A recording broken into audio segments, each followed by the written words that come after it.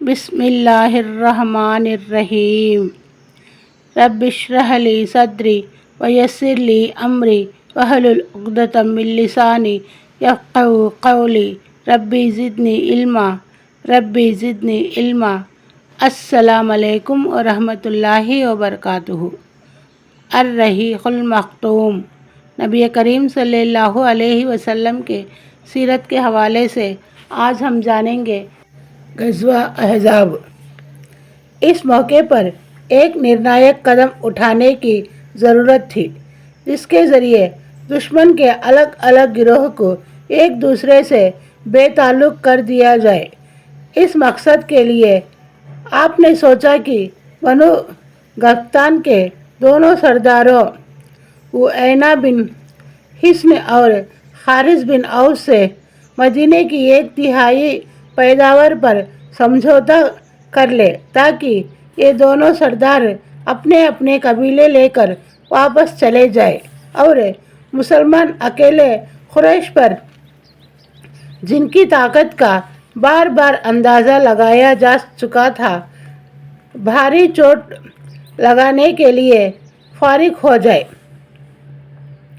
اس تجویز پر کچھ باتیں بھی ہوئی، پر جب آپ نے حضرت سعد بن معاذ اور حضرت سعد بن عبادہ رضی اللہ عنہ سے اس تجویز کے بارے میں مشورہ کیا تو ان دونوں نے ایک زبان ہو کر کہا، اے اللہ کے رسول صلی اللہ علیہ وسلم، اگر اللہ نے آپ کو اس کا حکم دیا ہے تو تب بنا کچھ کہے سنے ہم اسے مان لیتے ہیں۔ اگر آپ صرف ہمارے لیے ایسا کرنا چاہتے ہیں تو ہمیں اس کی ضرورت نہیں۔ جب ہم لوگ اور یہ لوگ دونوں شرک اور بت پرستی کے کر رہے تھے تب تو وہ لوگ میزبانی یا کرے وکرے کے علاوہ کسی اور طریقے سے کسی ایک دانے کا بھی لالچ نہیں کر سکتے تھے، تو بھلا اب جب کہ اللہ نے ہمیں اسلام جیسی نعمت دی ہے اور آپ کے ذریعے عزت بخشی ہے، ہم انہیں اپنا مال دیں گے؟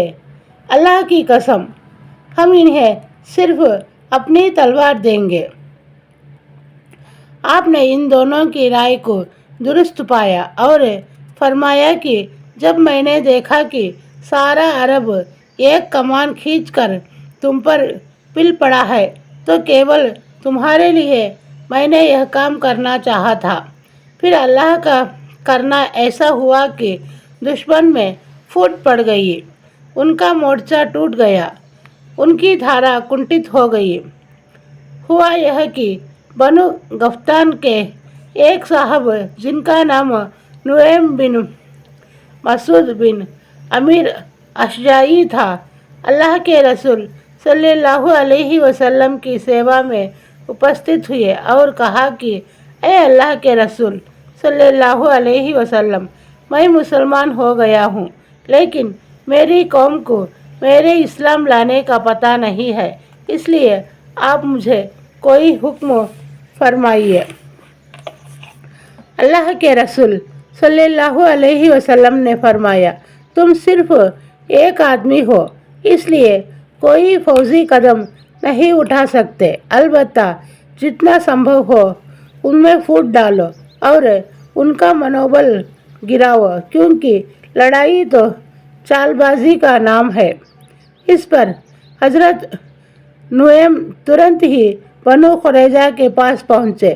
اجنتا یگ میں ان سے ان کا بڑا میل جول تھا۔ وہاں پہنچ کر انہوں نے کہا، آپ لوگ جانتے ہیں کہ مجھے آپ لوگوں سے محبت اور خاص تعلق ہے۔ انہوں نے کہا، جی ہاں۔ نعیم نے کہا، اچھا تو سنیے کہ قریش کا معاملہ آپ لوگوں سے الگ ہے۔ یہ علاقہ آپ کا اپنا علاقہ ہے، یہاں آپ کا گھر بار ہے، مال و دولت ہے، بال بچے ہیں، آپ انہیں چھوڑ کر کہیں اور نہیں جا سکتے۔ مگر جب قریش اور غطفان محمد صلی اللہ علیہ وسلم سے لڑنے آئے تو آپ نے محمد کے خلاف ان کا ساتھ دیا۔ ظاہر ہے ان کا یہاں نہ گھر بار ہے، نہ مال و دولت ہے، نہ بال بچے ہیں، اس لیے انہیں موقع ملا تو قدم اٹھائیں گے، ورنہ بوریا بستر باندھ چل دیں گے۔ پھر آپ لوگ ہوں گے اور محمد صلی اللہ علیہ وسلم ہوں گے، اس لیے وہ جیسے چاہیں گے بدلہ لیں گے۔ اس پر بنو قریظہ چونکے اور بولے، نعیم بتائیے اب کیا کیا جا سکتا ہے؟ انہوں نے کہا، دیکھیے قریش جب تک آپ لوگوں کو اپنے کچھ آدمی بندھک کے طور پر نہ دے، آپ ان کے ساتھ لڑائی میں نہ شریک ہو۔ قریظہ نے کہا، آپ نے بہت مناسب رائے دی ہے۔ اس کے بعد حضرت نعیم سیدھے قریش کے پاس پہنچے اور بولے، آپ لوگوں سے مجھے جو محبت اور خیرخواہی کا جذبہ ہے اسے تو آپ جانتے ہی ہیں۔ انہوں نے کہا، جی ہاں۔ حضرت نعیم نے کہا، اچھا تو سنیے کہ یہودیوں نے محمد صلی اللہ علیہ وسلم اور ان کے ساتھیوں سے جو اپنے قول و قرار توڑے تھے اس پر وہ لجت ہیں، اور اب ان میں یہ بات چل رہی ہے کہ وہ یہودی آپ لوگوں سے کچھ بندھک لے کر انہیں محمد صلی اللہ علیہ وسلم کے حوالے کر دیں گے اور پھر آپ لوگوں کے خلاف محمد صلی اللہ علیہ وسلم سے اپنا معاملہ مضبوط کریں گے، اس لیے اگر وہ بندھک مانگے تو آپ ہرگز نہ دیں۔ اس کے بعد غطفان کے پاس بھی جا کر یہی بات دہرائی، ان کے بھی کان کھڑے ہو گئے۔ اس کے بعد جمعہ اور شنیچر کے بیچ کی رات جو قریش نے یہودیوں کے پاس یہ سندیش بھیجا کہ ہمارا ٹھہراؤ کسی صحیح اور اچت جگہ پر نہیں ہے، گھوڑے اور اونٹ مر رہے ہیں، اس لیے ادھر سے آپ اور ادھر سے ہم لوگ اٹھے اور محمد صلی اللہ علیہ وسلم پر حملہ کر دے۔ لیکن یہودیوں نے جواب میں کہلایا کہ آج شنیچر کا دن ہے اور آپ جانتے ہیں کہ ہم سے پہلے جن لوگوں نے اس دن کے بارے میں شریعت کے حکم کی خلاف ورزی کی تھی انہیں کیسے عذاب سے دوچار ہونا پڑا تھا۔ اس کے علاوہ آپ لوگ جب تک اپنے کچھ آدمی ہمیں بندھک کے روپ میں نہ دے دے ہم لڑائی میں شریک نہ ہوں گے۔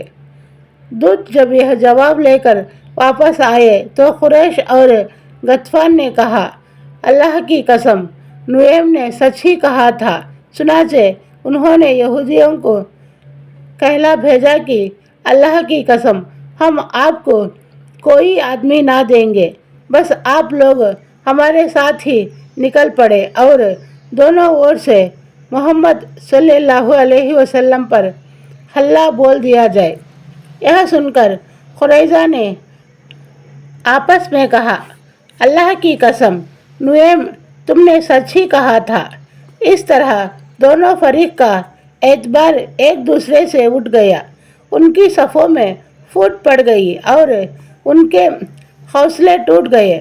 اس بیچ مسلمان اللہ سے یہ دعا کر رہے تھے، اے اللہ ہماری پردہ پوشی فرما اور ہمیں خطروں سے بچا لے، اور اللہ کے رسول صلی اللہ علیہ وسلم یہ دعا فرما رہے تھے، اے اللہ کتاب اتارنے والے اور جلد حساب لینے والے ان فوجوں کو پسپا کر، اے اللہ انہیں پراست کر اور جھنجھوڑ کر رکھ دے۔